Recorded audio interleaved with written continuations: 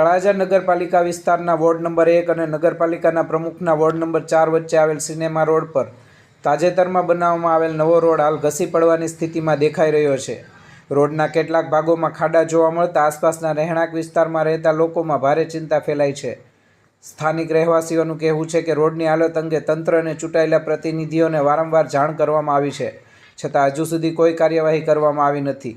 લોકોના જણાવ્યા મુજબ જો સમયસર સમારકામ અથવા યોગ્ય તપાસ નહીં કરવામાં આવે તો અકસ્માત કે નુકસાન સર્જાઈ શકે તેવી ભીતિ વ્યક્ત કરવામાં આવી રહી છે. સ્થાનિક લોકો દ્વારા તંત્રને આગોતરા પગલાં લેવા અને રોડની તાત્કાલિક તપાસ કરીને જરૂરી મરામત કરવાની માંગ કરવામાં આવી છે. હવે પ્રશ્ન એ ઊભો થયો છે કે જો કોઈ મોટી દુર્ઘટના બને તો તેની જવાબદારી કોણ લેશે? તંત્ર સમયસર કાર્યવાહી કરે તેવી સ્થાનિકોની માંગ ઉઠી રહી છે.